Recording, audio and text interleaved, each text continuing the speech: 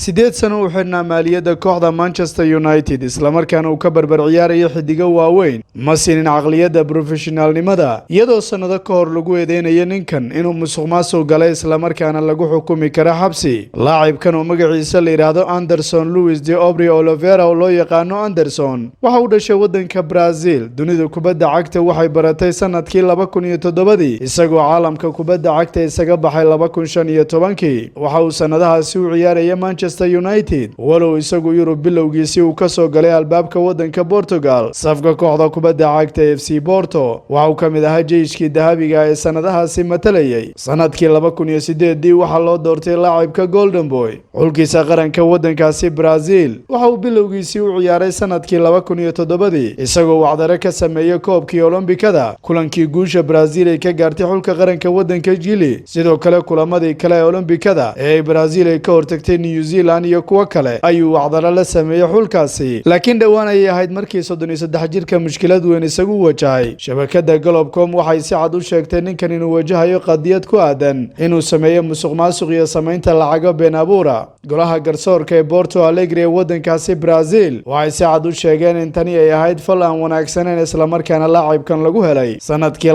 2020. Waxa la sheegay qadiyadiisu inay ahayd in ka badan $5 milyan taasoo ku timid in lacag la dhaqay iyo waliba kuwa kale oo been abuur lagu sameeyay. Wararku waxay sheegayeen booliska gurigiisu in xoog ay ku galeen isla markaana gacanta ay ku soo dhigeen qaybo ka mid ah lacagahaasi. Difaacii hore xulka qaranka wadanka Brazil mid ka mid ah dambeedyadii ugu fiicnaa ee sanadii la soo dhaafay soo maray Manchester United Rafael waxa uu qabaa laacibkan haddii caqliyadiisu 100% ay ahaan lahayd in meel fiican uu gaari lahaa bal ka sarreysay halka maanta uu taagan yahay. Laacibkan ayuu ku dhaliilay inta badan inuu aad u jeclaa cuntada waxaanu yiri taasi waxay ahayd caqliyadiisa oo hooseysay. Waxa uu la kulmay dhaawacyo badan mashaakil badan ayuu sidoo kale wajahay taasina waxay ku timid isagoo cunaya cunto badan mana ahayn macquul. Kulamadiisii ugu fiicnaa waxa uu soo muuqday marka isagu cunto badan uusan cuni jirin laakiin fursadu marka ay siiso ma lumin jirin oo wuxuu cuni jiray cunto badan. Mar walba waxa uu aadi jiray McDonald isagoo cunto badan halka ka soo qaadan jiray. Ma ahayn laacib professional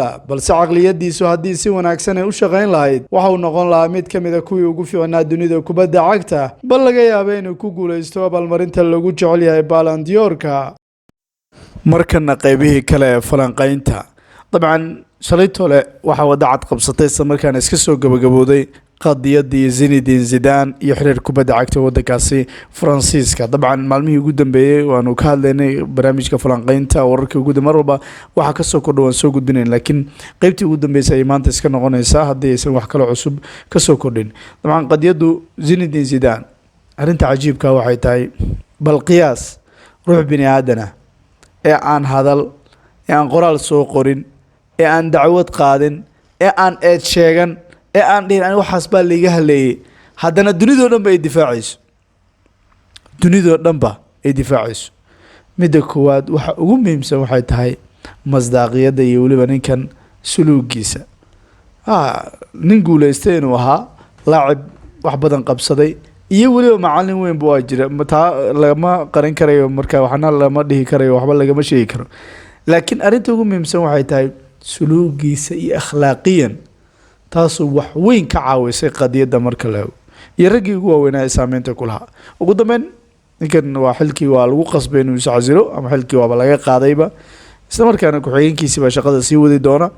sidoo kale waa la eegi doonaa baa leeyahay ninka markaasi iman doona gudoomiyaha cusub ee iman doona xiriir kubadda cagta qaban doona ayaa Deschamps eegi doona heshiiskiisa haddii 2026 la siinayo iyo haddii 2024 heshiiskiisa lagu ekeenayo iyo ka horba haddii la kansali doono. Deschamps waa haliyay legend oo soo shaqeeyay laakiin buuq maadaama sheekadan ay ka dhalisay waxaa dhici karta maalmaha soo aadan in weji kale yeelato Deschamps oo aad aragtaan Deschamps oo shaqada laga fiijinayo ama xitaa macnaha lama ceerinayo laakiin lafsadiisa waa laga yaabaa culayska haddii uu ka bato isagu inuu iscasilo marka ama waqtiga 2026 ka hor markaasi inuu shaqada ka tagaba. qodobka kale nadiga kubadda cagta ee Chelsea iyo waliba Atletico ayuu quseeyaa markaasi. Joao Felix man dhaxda waa idin sheegay waxaa yiri haddii Joao Felix isagu heshiiska uu ku daray waxaa dhici karta markaa heshiiska uu isagu sanado kordhiyey nadiga kubadda cagta Atletico ay shaqada ka dirto ninkii Simeone ah. warkaasina waxaad moodaa inuu sii dhaboobayo. xaaladdan waxaan aqrinayay warbixino dhaadheer oo laga qoray ninkii Diego Simeone ah. Diego Simeone waxaa la aaminayaa in xilciyaareedkiisii ugu dambeeyay Atletico uu ku qaadanayo. waqti xaadirkan ma jirto wax ka wanaagsan inay kala tagaan, sababtoo ninkan isagu u soo shaqeeyay Atletico waxa ay tahay isaga ka dhigay ama markaa dunidan casriga markaa waxyaabihii ugu dambeeyay sameynayeen isaga sabab u ah. laakiin mushkilad kale ayaa markaa kooxda ay qabtaa. xidigaha ay haysato quality-ga hadda ka muuqda iyo kubadda ciyaaraysa laba la bardhi kara maaha. waa waxa keenay markaas dadka dhanba inay ka shakiyaan in ehel u yahay ninkan isla markaan uu sii joogi karayo, in kooxda meel dheer isagu gaarsiin karayo. waa caqabad weyn oo waqtiyadii ugu dambeeyay aada loo hadalhayay oo ay ahayd in markaasi xal loo helo. haddaba su-aal baa laga keenay marka waxaa la yidhi yaa lagu bedelayaa marka aad fiirisid. waxaan aqrinayay warbixin uu isagu soo daabacay wariyaha lagu magacaabo Fabrizio Romano iyo weliba xitaa bartiisa YouTube-ka muuqaal uu soo geliyay. yani wuxuu kaga hadlayay Atletico maamulkooda inay daneynayaan inay soo qaataan Luis Enrique ka war adiga macalin falsafadiisa inay kubadda inuu haysto in badan markaasi tikataka lagu yaqaano kubadda gaagaaban iyo weliba markaasi pressingka iyo nidaamka kubadda soo celinta iyo weliba kubad qurux badan.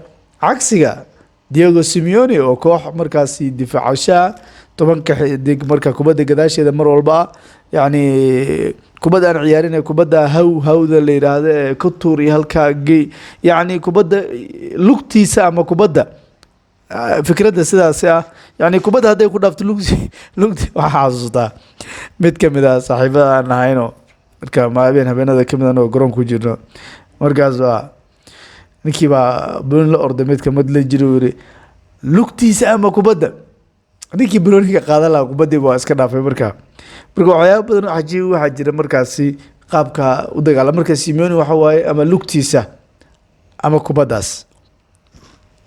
yani inta badan kooxdu waad aragteen falsafadahan waa macalin difaacid baa la yiraahdaa. aad baana loogu dhaliilay sanadii ugu dambeeyay Klopp baa ka hadlay yiri ma garan karayo xidiga quality-ga ka muuqda ani sababta markaasi qaabka ay ugu ciyaarayaan. yani koox kasta oo ka soo horjeedan way ka guulaysan sababta ugu guulaysan waxa waaye kubad ahaan garoonka waa la isaga tagayaa. difaac iyo rafaad kale baa markaa sheekadu u jeesanaysaa taasoo markaa ku qasbaysa kooxda ka soo horjeeda in ay kubaddeeduba markaa ay bedesho ama sida kooxdan u ciyaaraysa u ciyaarto markaasi. haddaba iyaduna waan arki doonaa Chelsea haddii aanu kusii jirno maadaama Chelsea iyo weliba markaasi Atletico isku qayb ay ka yihiin warbixintan ama qaybtan wax ka tegi doonaa ninkii ahaa Jorginho. yani sida hadda xogii ugu dambeeyay waxay sheegayaan inuu ninkan ka dhamaan doono. Jorginho naadiga ugu dhow ee aadi karaya waxaa leeyahay waa Napoli. طبعا N'Golo Kante sida marka hadda Barcelona lagu saadaalinayo waxaa dhici karta lafsadiisa Mount isaguna in Real Madrid ama koox kale isagu waa sababtoo ah isagu heshiiskiisa ma dhacayo, laakiin wuxuu u baahan yahay wadahadal inuu la galo kooxda kubadda cagta markaasi Chelsea sababtoo ilaa hadda ma muuqdaan wadahadal ama faalo muujinaya in la isku raacayo. laba dalab baa la hordhigay, labadii dalabna waa uu soo diiday markaas. qodobkeena ugu dambeeya waa nadiga kubadda cagta Manchester United iyo weliba Harry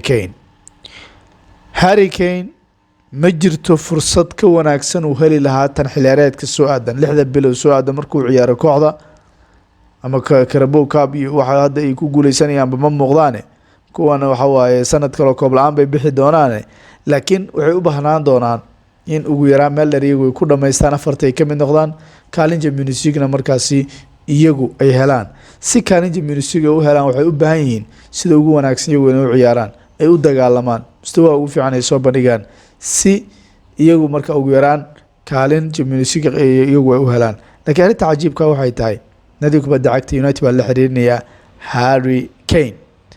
Harry Kane mashruuc baa hadda markaa ka bilowday Manchester United. hubaal haddii uu tago aad buu u caawin doonaa sababtoo markaad fiiriso laacibkan taktikiyan laacib aad u fiican markay timaado bukiska marka uu ku jiro iyo banaankiisaba laacib door aad aragteeno boos kala duwan ka ciyaari karaya.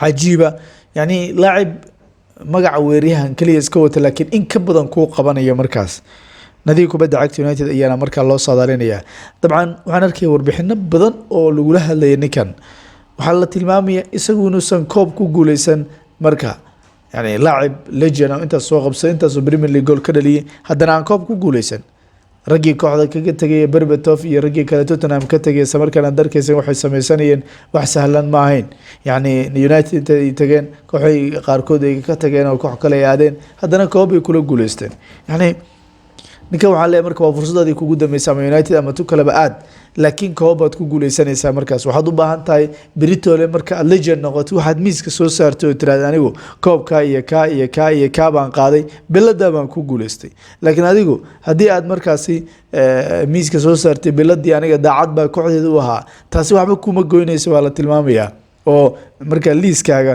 wax micnaha ay ku soo kordhinayso haba yaraatee ma jiri doonto markaa